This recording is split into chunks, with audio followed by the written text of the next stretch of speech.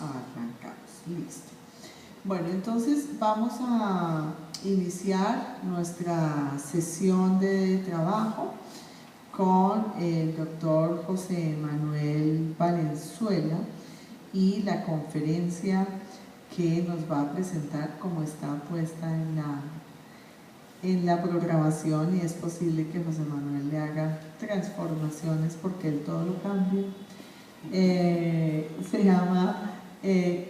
Conflicto, Niñez y Juventud en América Latina. Esperaremos que es lo que nos va a compartir. Aunque ya todos conocimos a José Manuel porque estuvo trabajando en Montevideo con nosotros, sí quisiera recordar como algunos datos de su hoja de vida. José Manuel es doctor en Ciencias Sociales con especialidad en Sociología por el Colegio de México y miembro del Sistema Nacional de Investigadores. Es profesor e investigador del Departamento de Estudios Culturales del Colegio de la Frontera Norte. Sus investigaciones abordan temas relacionados con cultura e identidad, fronteras culturales, movimientos sociales, culturas juveniles, sociología urbana y popular. José Manuel fue fundador del Colegio de la Frontera Norte y del Departamento de Estudios Culturales, del cual fue su director. Fue director de la Unidad Regional Norte de Culturas Populares en Baja California Sur, Sonora, Chihuahua, Coahuila, Tamaulipas, Nuevo León y Durango. Fue director de la revista Frontera Norte del Colegio de la Frontera Norte y ha publicado y coordinado más de 28 libros.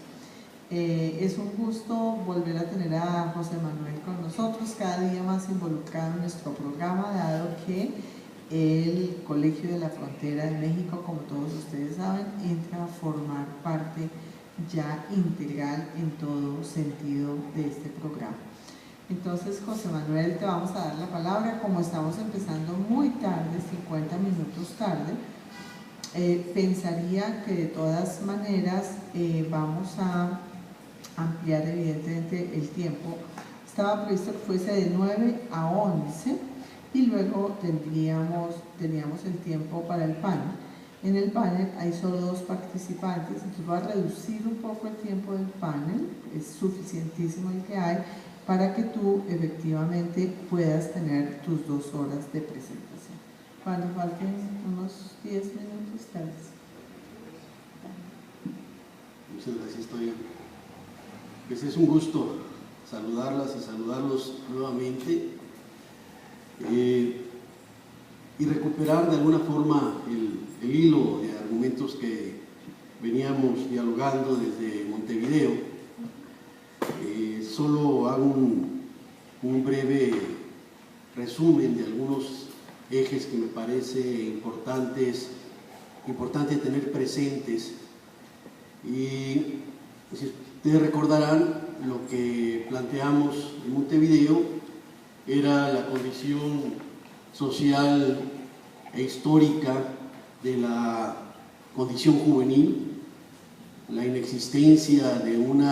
los jóvenes como un agregado metahistórico o por fuera de su campo específico situacional y relacional. Entonces planteamos también la imposibilidad de sostener una categorización, una interpretación de lo juvenil ni en la dimensión diacrónica ni en la dimensión sincrónica, y con esto hicimos un recorrido sobre algunas de las principales expresiones a través de las cuales se construyó a las y los jóvenes, el modelo efébico, el modelo caballeresco, la condición juvenil desde la revolución industrial, el joven que emerge a partir de la masificación del sistema educativo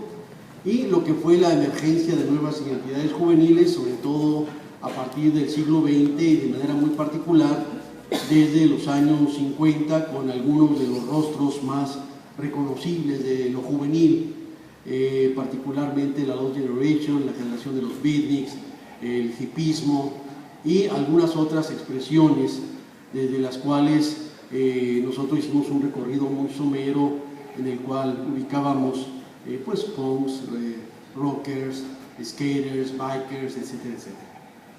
Aunque no ampliamos mucho en el tema de cuáles son esas identidades juveniles, yo opté por tener un locus específico, un lugar de enunciación reconocible, y elegí la frontera México-Estados Unidos, y a partir de esto hicimos un recorrido del Pachuco, los Cholos y la Mara Salvatrucha para tratar de entender lo que fue la irrupción de los jóvenes, de los sectores juveniles, como partícipes en la definición de lo juvenil, particularmente desafiando los principales modelos dominantes en los cuales los jóvenes pobres no entraban en la categoría, cuando mucho quedaban circunscritos a la condición de pandilleros, de delincuentes, en fin. En ese recorrido, digamos, por los Pachuco, Cholos y Maras, trabajamos también muy brevemente lo que era esa condición desde la cual se articulaban las resistencias juveniles, y esto quedó de alguna forma presente, pero no totalmente desarrollado. Entonces, lo de hoy, lo que quiero plantear es, teniendo en cuenta estas formas desde las cuales se articularon las culturas e identidades juveniles, el debate desde la cual la condición cronológica que genera una suerte de biografía incambiable de niñez, adolescencia, juventud, estos modelos que de alguna manera prevalecieron desde las perspectivas economicistas, donde principalmente se dejaba la niñez en el momento que se incorporaba la persona al trabajo, los modelos biologicistas que tenían que ver con los cambios corporales, los modelos psicológicos que sobre todo atendían esta suerte de etapas, ¿no? La niñez y la adolescencia vinculada con la condición de adolecer, de carencia, y posteriormente la juventud y la adultez, que no son las formas de las cuales trabajaremos, sino principalmente desde cómo se ha conformado esa disputa por el sentido y la significación de la condición juvenil, y de manera específica en nuestros contextos latinoamericanos. Entonces, el día de hoy me gustaría hacer una reflexión, no tanto ya desde cómo se articularon esas identidades juveniles adscritas a estilos de vida, a proyectos específicos juveniles, a lo que sería la relación entre estilos juveniles e industrias culturales, sino principalmente cómo se articula un sujeto juvenil como actor social, un sujeto juvenil que participa y que define diversas formas de la acción colectiva en nuestras sociedades, y principalmente cómo se genera ese marco de disputa entre lo que han sido las estrategias y las grandes políticas estatales frente a las resistencias y las formas desde las cuales se hace visible los distintos intereses de las y los jóvenes en nuestras sociedades. Para ello,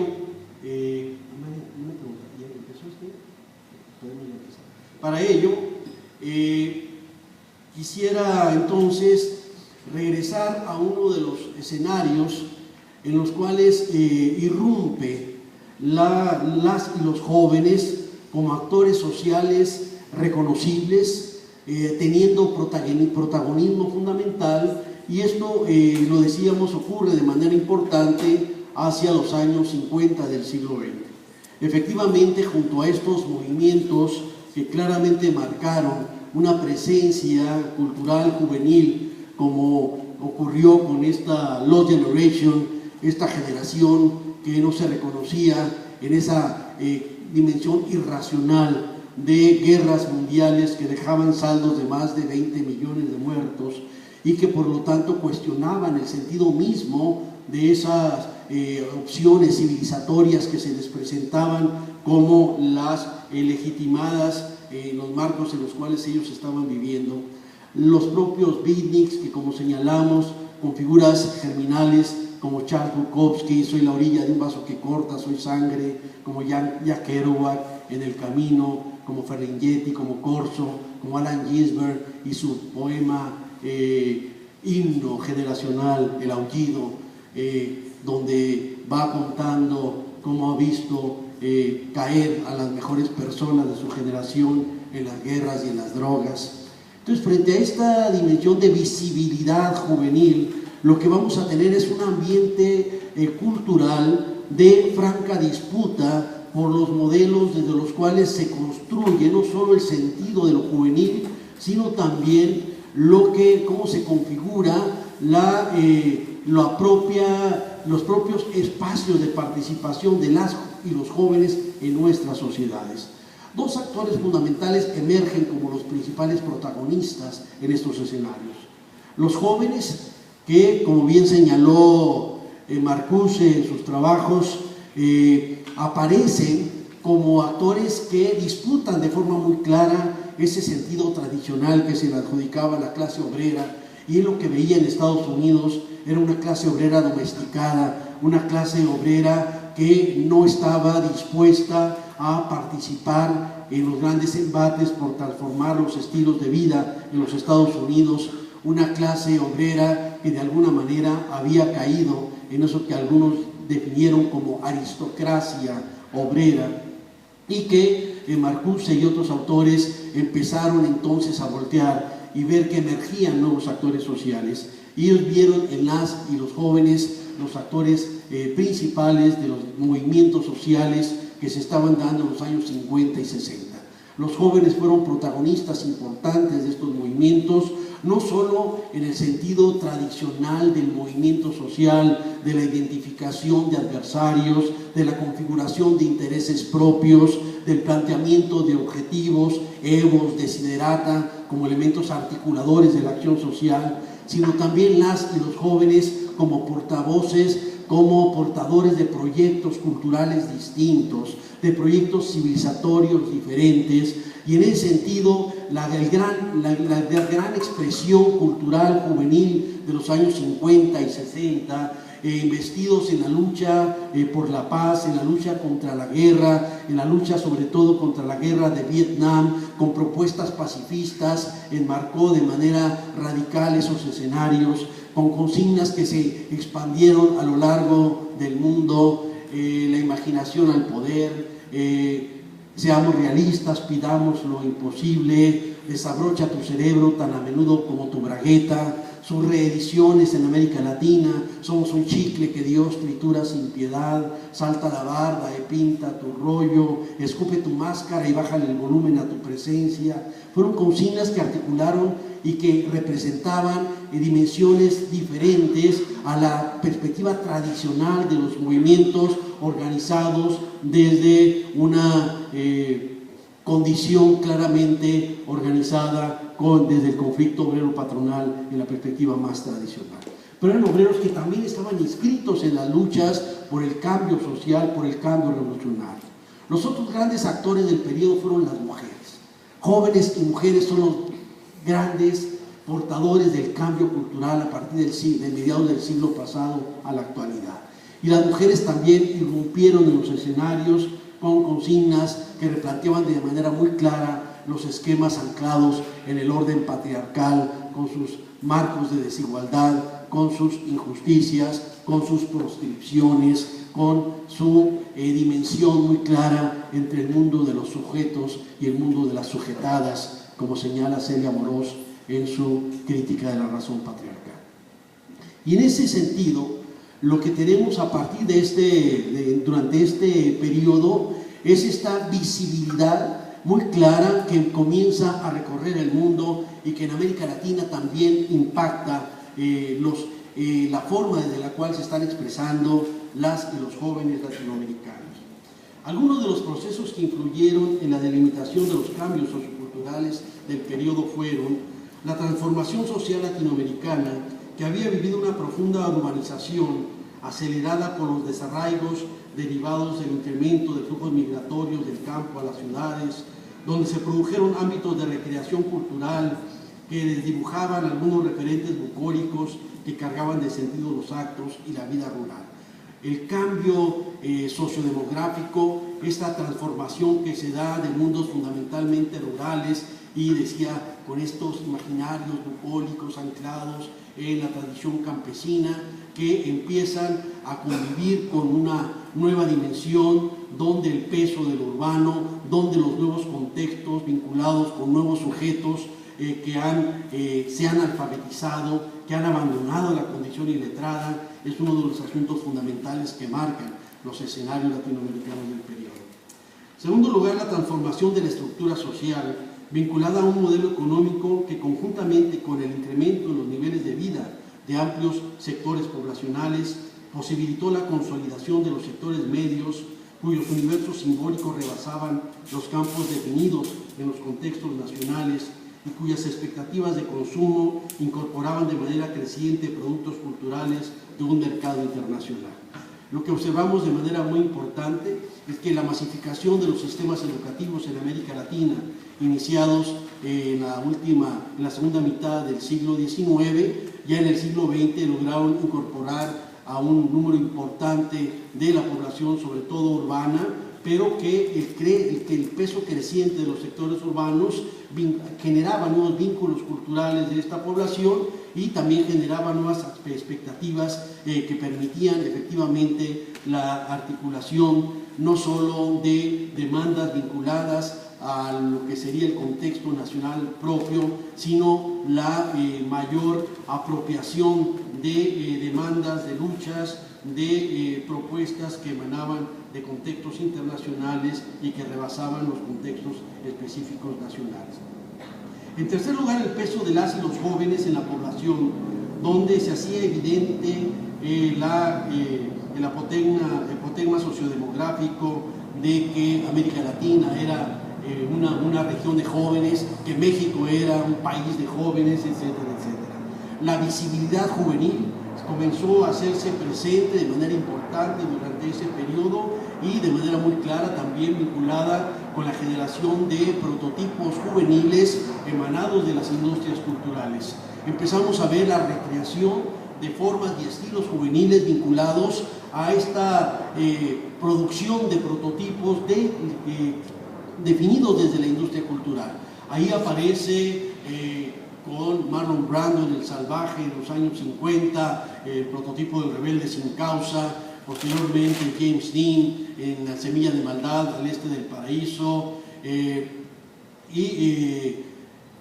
una idea también del joven incomprendido que va a aparecer como un prototipo juvenil. Marlon Brando en El Salvaje y Rebelde sin causa con James Dean serán dos películas centrales y que se recrearon de manera muy contundente en nuestros países latinoamericanos.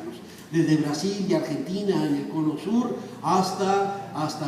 México en el norte latinoamericano, surgieron formas de expresión juvenil que imitaban, que recreaban, que se apropiaban y que cargaban con sus propios signos y significados la dimensión del rebelde con causa y sin causa, y los arrancones, y esta idea de vida al límite también se propaló en América Latina, y entonces comenzamos a ver una irrupción muy clara de una nueva articulación de lo que estaba ocurriendo en los contextos urbanos de América Latina, muy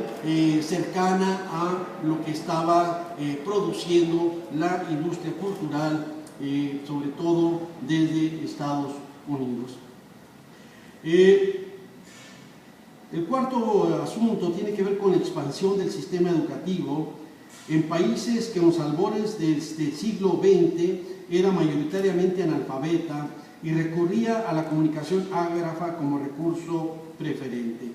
Es muy claro aquí el peso central del cambio y del abandono de la mayoría iletrada de nuestras poblaciones y el peso de la alfabetización con su transformación en los referentes y los estilos de vida de nuestras sociedades. En quinto lugar, la expansión de los medios masivos de comunicación, donde además del cine se incorporó el teléfono, la radio, especialmente la televisión, el acetato, como nuevas mediaciones de la experiencia social que posibilitaban escenificaciones a escala sin precedente de eventos ocurridos en otras partes del país y del mundo y adscripciones definidas desde perspectivas de actualidad y contemporaneidad. Y es aquí entonces donde efectivamente se generan esos nuevos ámbitos de mediación, siguiendo la construcción de Jesús Martín Barbero, entre la experiencia juvenil y lo que estaba ocurriendo entonces con toda esta experiencia y significación del ser joven, construida muchas veces de forma profundamente estereotipada desde estas industrias culturales. Posteriormente tenemos la conformación de nuevas formas de identificación juvenil, apoyada así por las industrias culturales y con ella los sectores medios que participaron de manera activa en la definición y representación de los jóvenes y de la propia condición juvenil.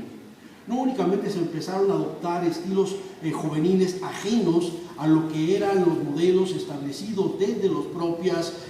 sectores de poder en nuestros países, sino empezamos a vivir la disputa por la significación del sentido de lo juvenil desde los propios jóvenes, condición que no se había presentado en los modelos anteriores.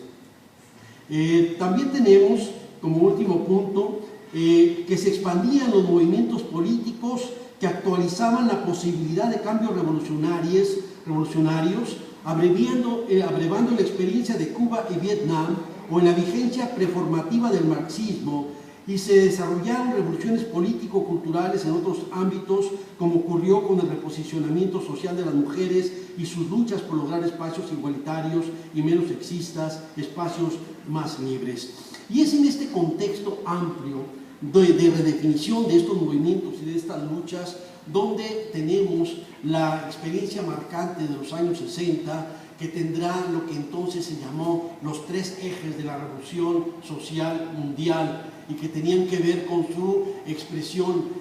claramente magnificada en el Mayo francés, con 10 millones de obreros que ponen de rodillas a la burguesía francesa, mayoritariamente jóvenes, pero todavía tenemos ahí una subordinación del peso de lo juvenil a lo que era en este caso claramente la identidad de clase en este sentido de los sectores obreros franceses que lograron generar estas enormes movilizaciones en 1968, la primavera de Praga y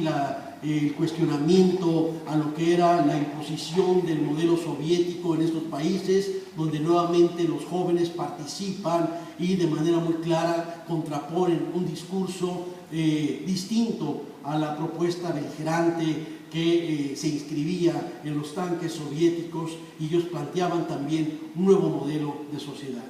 Y en América Latina, que de manera emblemática el 68 mexicano, que confronta de manera muy clara el anquiloseamiento, la condición esclerotizada del sistema político mexicano, con sus rostros grotescos, represivos, que encontrarán en la figura de Gustavo Díaz Ordaz su dimensión límite de grotesidad y de fealdad.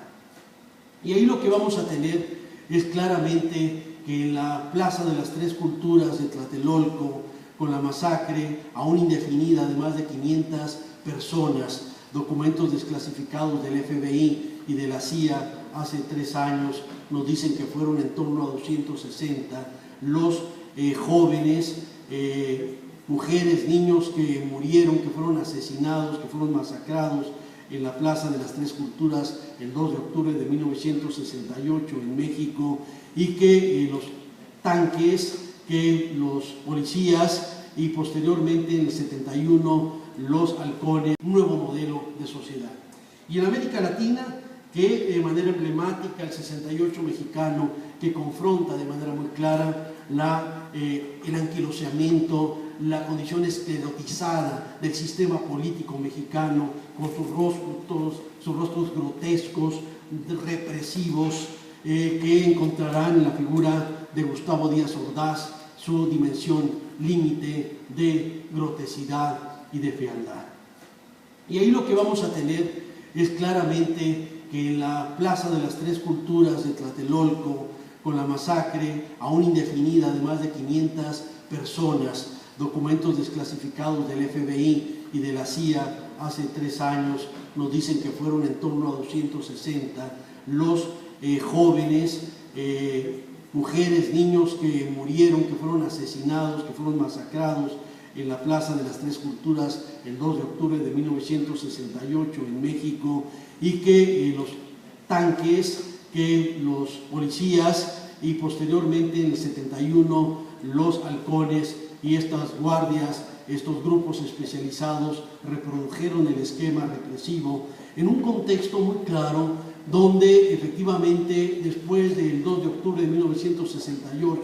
el 3 de octubre en México, los medios masivos de comunicación transmitieron como nota principal el estado del tiempo y su enorme preocupación por lo que era en ese momento la viabilidad de las elecciones que ya se encontraban próximas, y entonces se logra acallar, se logra silenciar de forma contundente en el escenario nacional lo que fue ese esquema de agravio, ese esquema irracional, brutal, de represión de jóvenes que realizaban una marcha silenciosa y cuyas demandas eran profundamente democráticas.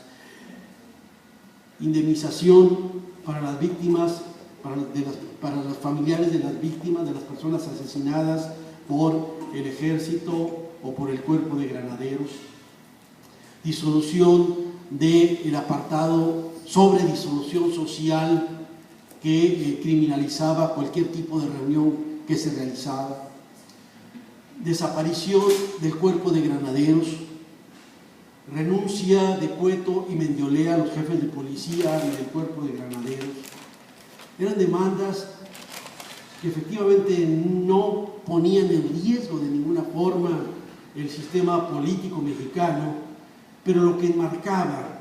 que era claramente un escenario de expresión, de libertad de las y los jóvenes, resultaba intolerable para el sistema político mexicano, para la clase política priista que veía en esa marcha silenciosa un desafío inconmensurable y lo asoció con lo que era una suerte de conjura, la famosa conjura de los intelectuales, como señaló Elena Garro, esta posición comunistoide, como decía Manuel Blanco Moreno, estas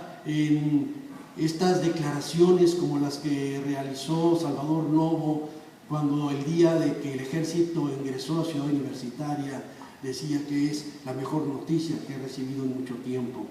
Pero al mismo tiempo surgieron otras voces que se volvieron cómplices del movimiento, cómplices de la hazaña de libertad, como Carlos Monsiváis, como Elena Poniatowska, como Carlos Fuentes, que desde Francia planteaba lo que estaba ocurriendo en estos escenarios, y la dimensión cuasimágica de José Revueltas, figura imprescindible para entender lo que significaba la resistencia en ese,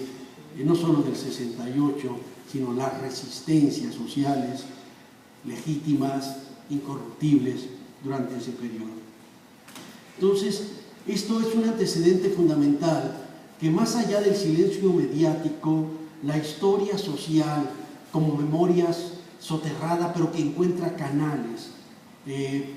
para mantener viva la memoria, para mantener viva la indignación, se fue convirtiendo al 68 mexicano en un icono de la resistencia, no solo en México, sino en América Latina y en otras partes del mundo. De esta forma, lo que tenemos es que aparece junto con el 68 lo que fueron dos ejes fundamentales. Desde el sector con mayor poder fue la debacle de su esquema del joven asociado al estudiante como el epítome de lo mejor de la juventud. Los jóvenes son el futuro del país, los jóvenes son la esperanza del país, los jóvenes son el modelo a imitar, los jóvenes estudiantes representaban lo mejor de la juventud desde este modelo manido, repetido hasta el cansancio por la clase política en el poder. Después del 68, los jóvenes universitarios quedan desprovistos, son abandonados, son expulsados de este esquema y se convierten en sospechosos de contaminación de ideas comunistas, de ideas extranjerizantes, y el estudiante se convierte en una figura sospechosa, en una figura amenazante, en una figura que hay que combatir. Y lo que fue la experiencia latinoamericana, lo que denotó fue una amplia persecución de gran parte de las y los jóvenes universitarios, a los cuales se les imputaba esta condición revolucionaria, esta condición rebelde, esta condición transgresora. Y entonces lo que tenemos es un desdoblamiento de lo que fue la experiencia política, si desde los sectores de las clases políticas latinoamericanas se da esta caída terrenal del joven estudiante, al mismo tiempo lo que vemos es la recomposición del sentido de lo juvenil, y la experiencia del ser joven va a mantenerse vinculada con una experiencia del cambio social que va a recorrer América Latina y que va a confrontar de manera muy clara los distintos modelos que ya se encuentran establecidos en lo que fue la guerra sucia latinoamericana, y en este caso la resistencia a las dictaduras militares, la resistencia a los esquemas represivos, como el caso mexicano, donde la guerra sucia deja más de 500 jóvenes desaparecidos, jóvenes que sucumben en la tortura, o jóvenes asesinados, posiblemente lanzados desde un avión en pleno vuelo, como ocurrió en gran parte de nuestros países de América Latina. Y entonces se desdobla una dimensión donde el joven efectivamente se asocia con este esquema de la revolución latinoamericana, donde esos que vivan los estudiantes, ¿no? Y junto a esto, y junto a este esquema, lo que vamos a tener es la asociación de una manera muy importante de las nuevas formas de resistencia asociadas con los esquemas políticos, con los esquemas revolucionarios, con nuevos esquemas culturales que empiezan a darse en 1968, en algunos casos recurriendo a eufemismos como formas para resistir y para tratar de engañar a la dictadura, como movimientos como Tropicalía en Brasil, los movimientos que se dan desde el teatro, desde la música, en el ámbito cultural, con propuestas de resistencia, muchas veces efectivamente que recurren a este ámbito de lo cultural como recurso desde el cual se pueden plantear opciones, perspectivas distintas de las y los jóvenes. Y entonces lo que hemos vivido de entonces para acá es que se apagó la presencia juvenil a partir de la guerra sucia y a partir de las represiones que se dieron en América Latina en los años 60 y 70, y desaparecen de manera muy clara como actores sociales centrales de nuestros escenarios.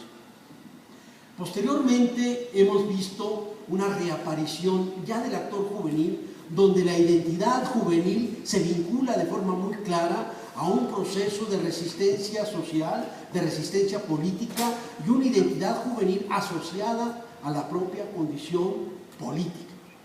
Ya no esta disociación entre lo que era el estilo juvenil vinculado simplemente a estilos de vida que sí disputaban los esquemas, que sí eran identidades políticas, por supuesto, pero que no necesariamente lo hacían de forma explícita. Algunas vertientes del hipismo lo hicieron de manera clara: Joan Baez, Jefferson Airplane, Bob Dylan, a los Beatles en alguna parte en su vertiente que se vincula con The Militant, sobre todo John Lennon, The Power to the People, The Imagine, etcétera, etcétera. Pero digamos que es una vertiente pequeña frente a lo que era gran parte del movimiento del hipismo, que tenía otro tipo de connotaciones, aunque muchos de ellos sí cuestionaban los esquemas y las formas plásticas de vida al estilo de lo que hacía, por ejemplo, Frank Zappa, o de lo que hacían los Rolling Stones, cuestionando de manera muy clara esa simplicidad plástica de los esquemas de vida. Entonces llegamos a una dimensión donde las formas de resistencia en la actualidad efectivamente recolocan al sujeto juvenil como un sujeto importante en la experiencia política, en la experiencia social, y el joven como tal adquiere un lugar dentro de los escenarios de lo que estamos viviendo en términos de la reconfiguración de los actores políticos en el mundo. Y llegamos entonces a un marco que quisiera plantear muy brevemente para colocar cómo se presenta esta reaparición no solo del joven como actor político, que en realidad nunca desaparece, pero que pierde visibilidad, y al mismo tiempo la reaparición del estudiante como un actor importante de los movimientos sociales en América Latina.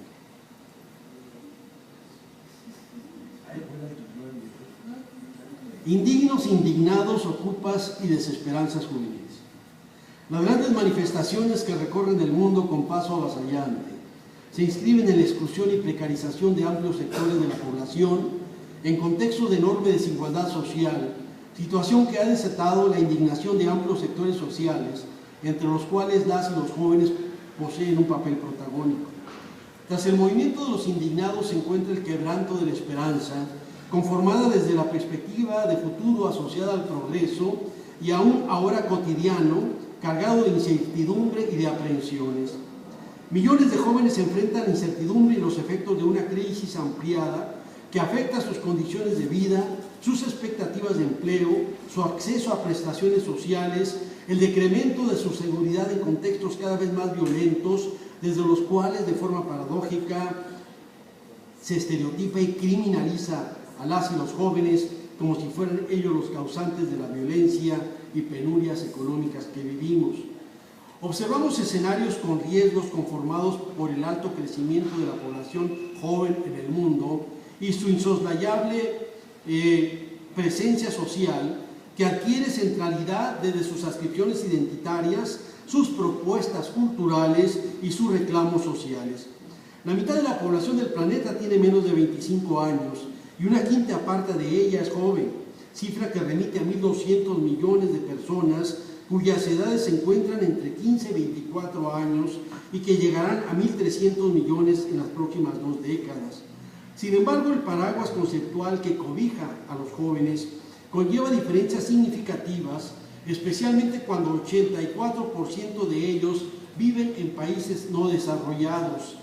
geoadscripción que presenta insoslayables desafíos debido a que sus grandes problemas no tienen resolución desde la condición juvenil, sino que se unen simbióticamente a las limitaciones de los proyectos nacionales y civilizatorios del mundo contemporáneo, especialmente cuando el modelo socioeconómico dominante conlleva lógicas orientadas a favorecer a unos cuantos a costa de la inmensa mayoría, ampliando las desigualdades sociales y generando múltiples ámbitos de exclusión, pobreza y precarización. Entre los jóvenes persisten marcadas diferencias en opciones y expectativas de vida, a partir de regiones, países, clase, género y adscripciones étnicas. Estos aspectos inciden en las bases objetivas que definen u obstaculizan sus posibilidades de desarrollar proyectos viables de vida. Junto a expresiones que construyen imaginarios juveniles desde posiciones retóricas que les confieren una condición privilegiada y cómoda, caracterizada por una incontinente proclividad hedonista, se presenta una realidad abrumadora en la cual por lo menos 515 millones de jóvenes viven con menos de $2 al día y más del 40% lo hacen con menos de $1. En el actual escenario tardocapitalista destacan los problemas vinculados a la situación laboral de los jóvenes, quienes enfrentan graves problemas de desempleo, precarización e informalidad. La Organización Internacional del Trabajo informa que entre 1997 y 2007 se presentó un incremento de 147 millones de jóvenes, pero solo 25 millones se incorporaron al mercado laboral. La población juvenil registra tasas de desempleo superiores a las existentes en otros rangos de edad de la población económicamente activa, pues constituye una quinta parte de la población mundial en edad de trabajar y representa 40% de los desempleados. Complementando este escenario de precariedad, resulta adecuado apuntar que en 2005 308 millones de jóvenes trabajadores permanecían en la pobreza con ingresos inferiores a $2 diarios, condición que ilustra su especial situación de precariedad y vulnerabilidad. Documentando el empeoramiento de estos problemas, podemos señalar que en 2008 los jóvenes desempleados llegaron a 74 millones.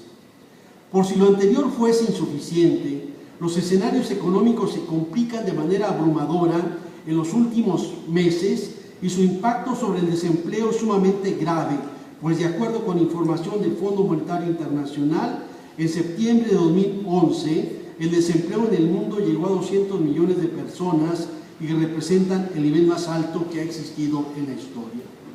Los jóvenes resienten el incremento de la condición de desempleo, precarización y vulnerabilidad laboral. La Organización Internacional del Trabajo calcula en 34 millones los empleos perdidos en el mundo entre 2007 y 2010 y estima que el 30% de ellos corresponde a jóvenes de 15 a 24 años. Además, entre 2008 y 2009 aumentó en 8.5 millones el número de jóvenes que se encontraban desempleados, lo cual representa casi el doble del incremento en la tasa de desempleo de la población adulta. Para documentar este escenario resulta relevante considerar un reporte de las Naciones Unidas donde se informa que con la recesión económica de 2009 incrementó la tasa de desempleo juvenil en el mundo, llegando a 81 millones en ese año, además de evidenciar fuertes inequidades asociadas a la condición juvenil, pues los jóvenes trabajan más horas que los adultos, ganan menos que ellos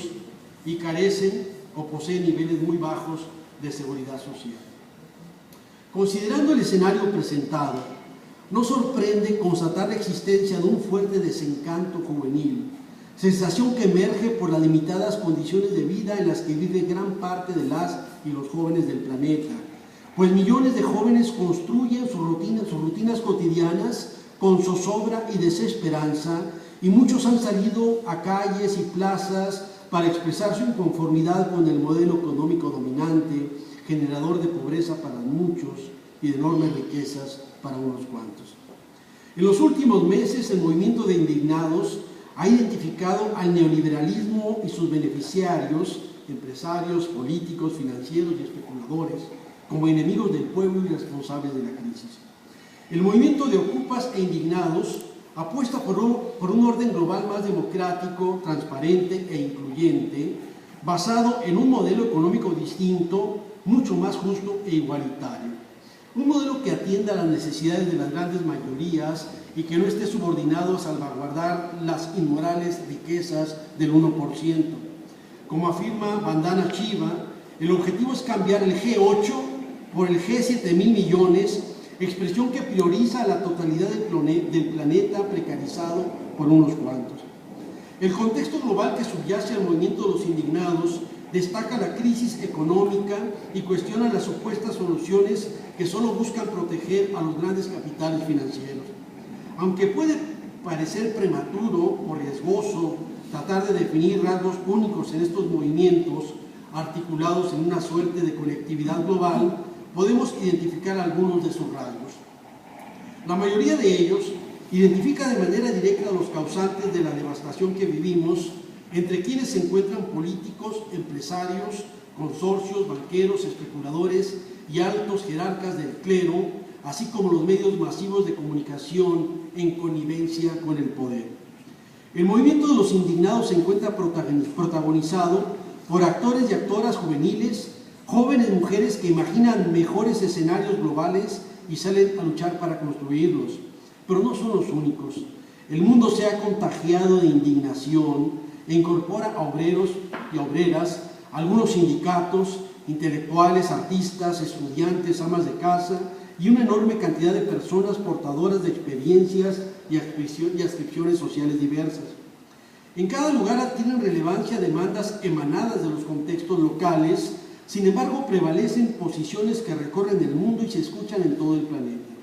Entre ellas se encuentra la necesidad de un cambio global, democracia para todos, empleos dignos, que los ricos paguen el costo de su crisis y que paguen impuestos, detener la destrucción del medio ambiente, pronunciamientos y movilizaciones contra la privatización de la educación y la seguridad social, respeto a los derechos humanos, contra la pobreza, contra la desigualdad, contra el neoliberalismo y contra el capital.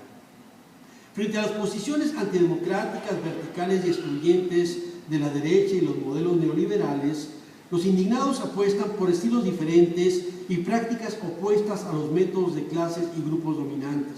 En calles y plazas infectados de indignación se viven movimientos radicales que combaten con métodos pacíficos, resisten los embates policiales y mediáticos, difunden y convocan mediante redes sociales que operan dispositivos electrónicos como Internet, Twitter y Facebook, y acuerdan en asambleas utilizando métodos democráticos, participativos y horizontales.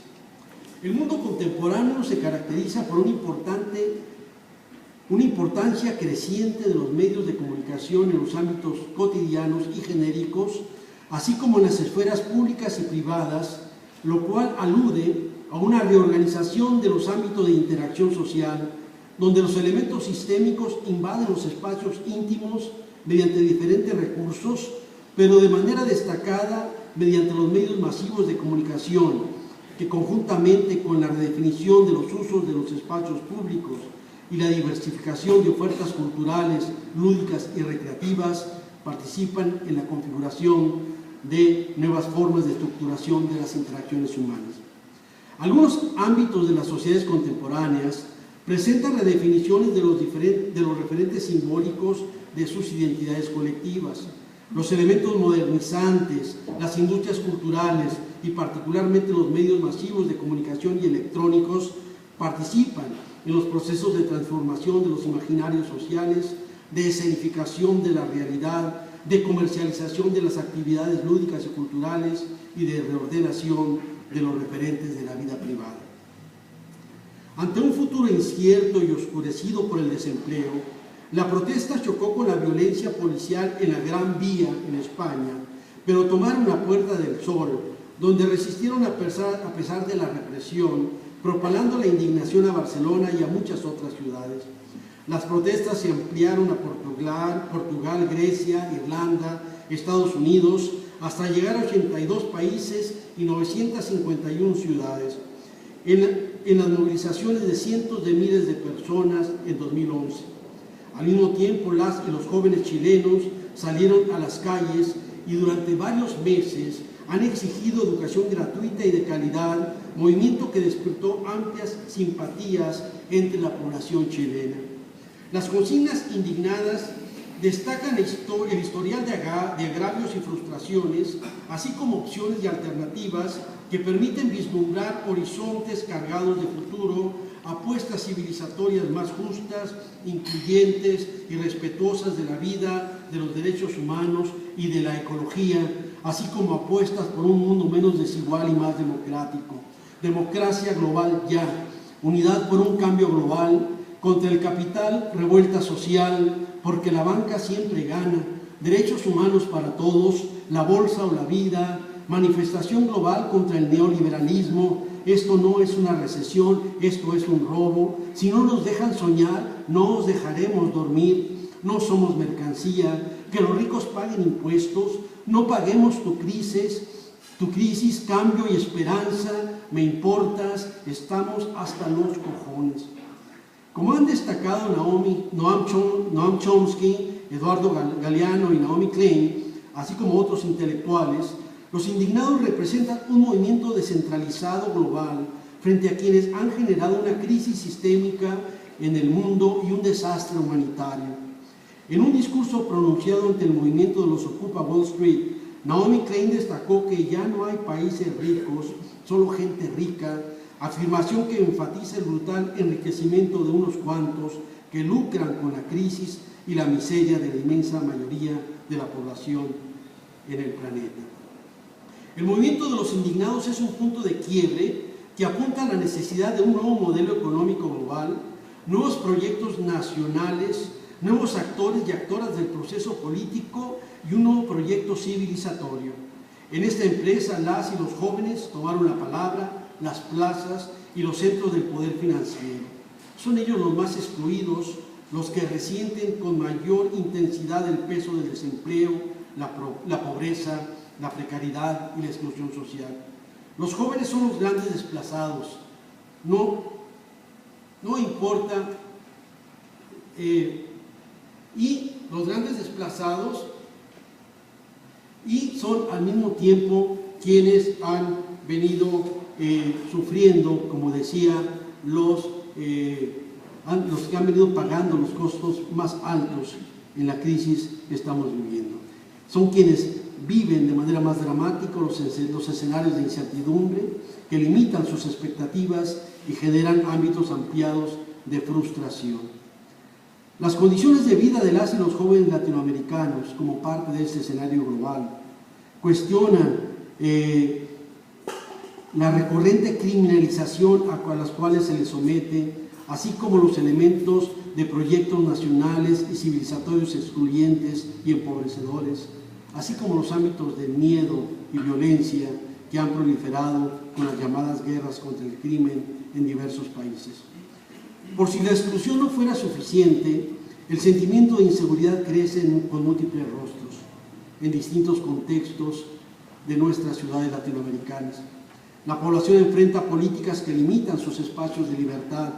al tiempo que se familiariza con discursos que dan cuenta de las figuras amenazantes, eje del mal, terrorismo.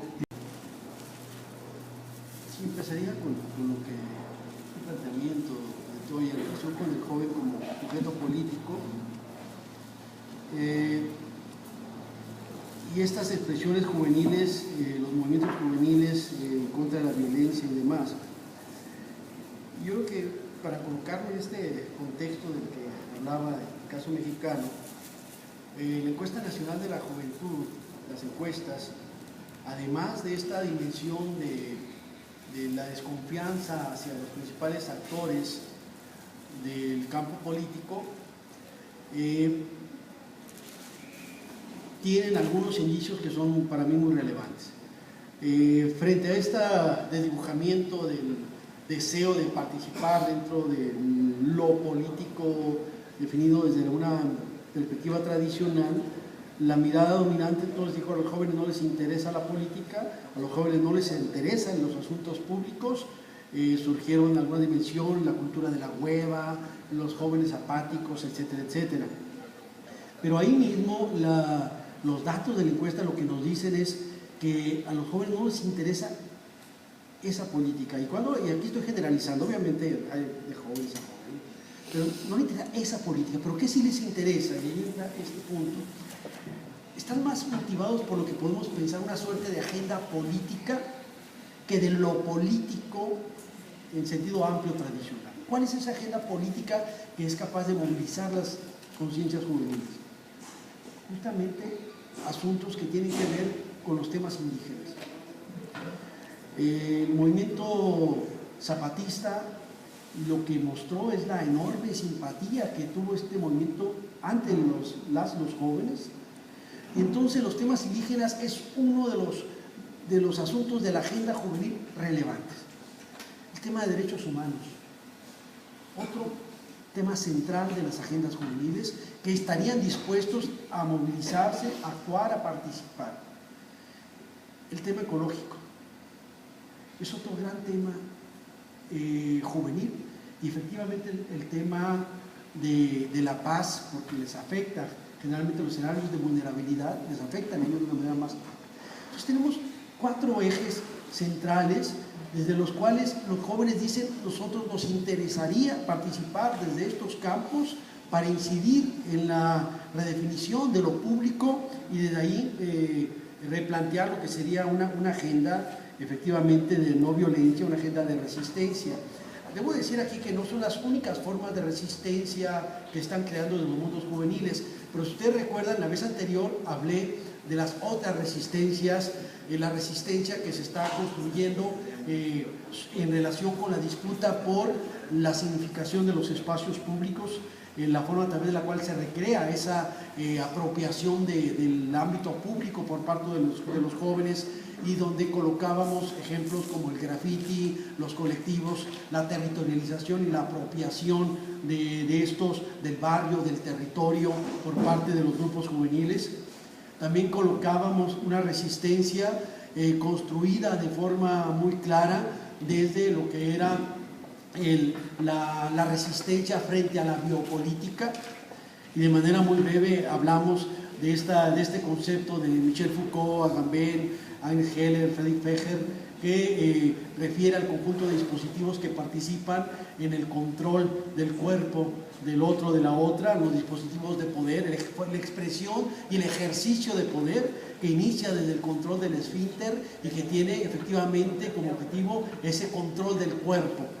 Y que decíamos, desafortunadamente, la visión lineal, unívoca de estas miradas teóricas, que son muy importantes, entender la biopolítica. Yo decía, uno de los ejes centrales de la acción de lo que sería la derecha en varios de nuestros países pasa efectivamente por los dispositivos biopolíticos y por el control del cuerpo de los jóvenes.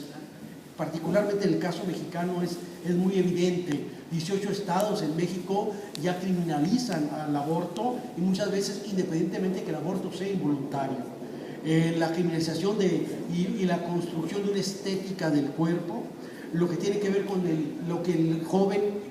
mete o no mete en su cuerpo, particularmente en el tema de las drogas, la búsqueda de control de la sexualidad de las y los jóvenes, etcétera, etcétera. Entonces, frente a esto, lo que planteábamos la vez anterior es que frente a eso lo que tenemos es que frente a la biopolítica hay formas de bioresistencia donde los jóvenes han desplegado de manera muy amplia todo lo que tiene que ver con la disputa por la significación corporal, no solo el cuerpo significado, sino también el cuerpo significante. Y pues hablábamos de tatuajes, perforaciones, escarificaciones y adulteraciones corporales como elementos desde los cuales se construyen diversas resistencias juveniles.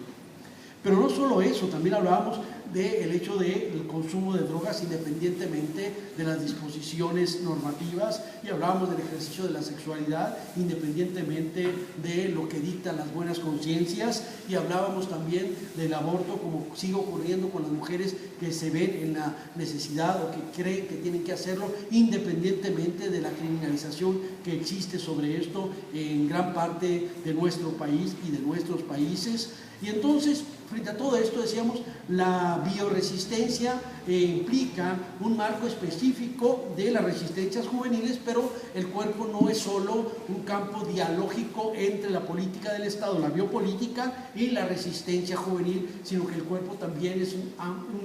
un espacio, un territorio amplio de significaciones, y desde el cuerpo también las y los jóvenes dialogan con otros jóvenes y con otros grupos sociales y tienen distintos interlocutores que no necesariamente es la biopolítica. Entonces, desde ahí decíamos, es otra de las formas claras de las resistencias juveniles, y planteábamos también el tema de la conformación de las redes sociales como una nueva forma desde la cual se está creando experiencias y formas de resistencia de las y los jóvenes. Y en este caso, bueno, el ejemplo de Yo Soy 132, que todavía no se desplegaba en toda su magnitud cuando hablamos en Montevideo, pues ya lo planteé como un ejemplo de esto que teóricamente anticipábamos allá y que incluso iba más lejos, y decía, lo que no hemos llegado todavía es a una interpretación solvente de las implicaciones de estos dispositivos electrónicos en lo que tiene que ver con la conformación de nuevas estructuras emocionales, todo lo que tiene que ver con los marcos de la dimensión afectiva que está, desde el cual se despliega las relaciones juveniles. Y entonces, efectivamente, junto a todas estas formas de resistencia que involucran a los jóvenes,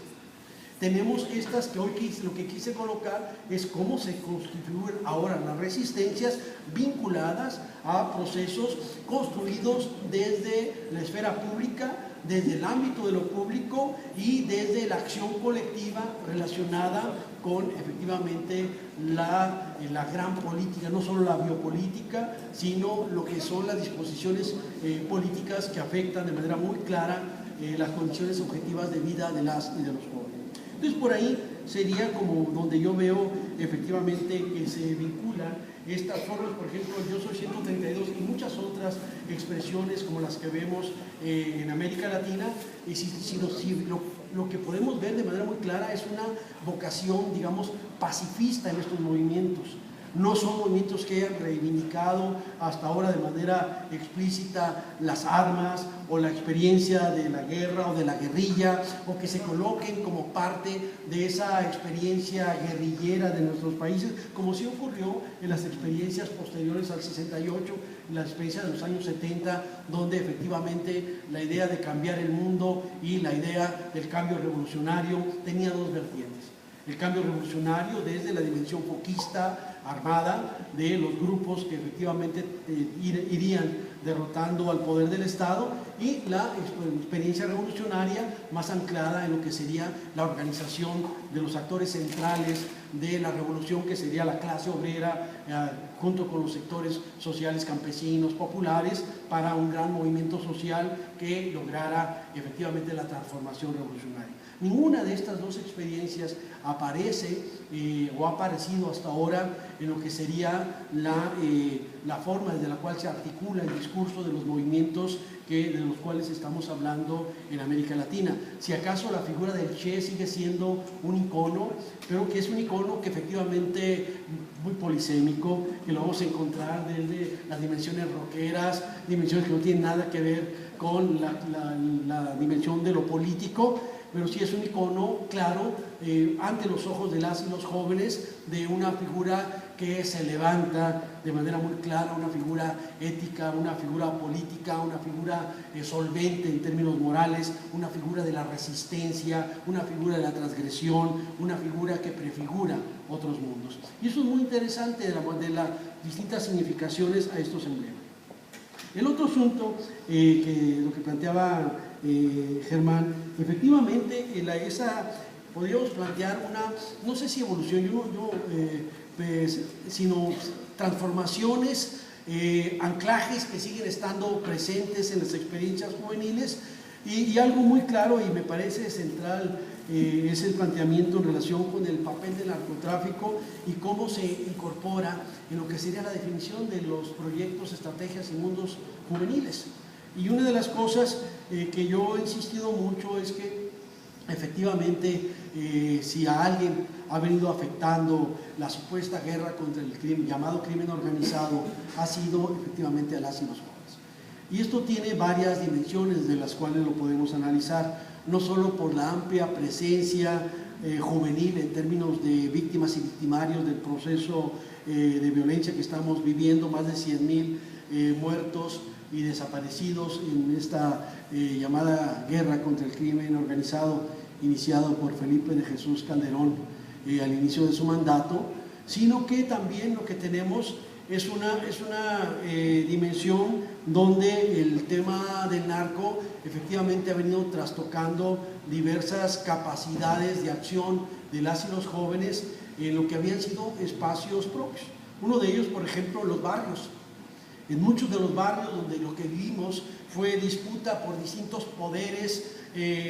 anclados a identidades juveniles territorializadas, pues no rifa más esos jóvenes, los cholos o los chavos banda, sino lo que rifa es claramente el poder del narco que se sobrepone sobre lo que eran esas experiencias juveniles. Ese es un asunto importante. Lo segundo tiene que ver con la definición, su conculcación de ámbitos de acción juvenil, incluidos antros, sitios de encuentro juvenil, que de repente se ven despoblados, de sitios desérticos, por el temor, por la amenaza de la violencia del narcotráfico. Pero el eje central para mí tiene que ver con cómo se están redefiniendo las expectativas de vida a partir de lo que varias figuras que yo, he venido también construyendo y discutiendo. Uno de ellos es mi rechazo al concepto de los ninis, esta construcción sociodemográfica que se ha hecho desde los ámbitos mediáticos y desde ciertos sectores de la clase política para identificar a los jóvenes excluidos de los mundos laborales y de los campos educativos. En México tenemos 7.8 millones de jóvenes en esta condición de exclusión del trabajo y de la educación. Sin embargo, el concepto de nini no nos sirve como categoría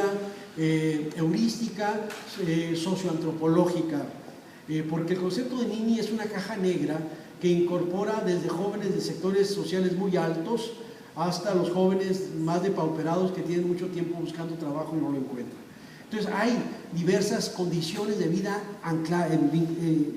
oscurecidas en el concepto de los ninis y no nos ayuda mucho para entender lo que aquí está ocurriendo. Pero hay dos figuras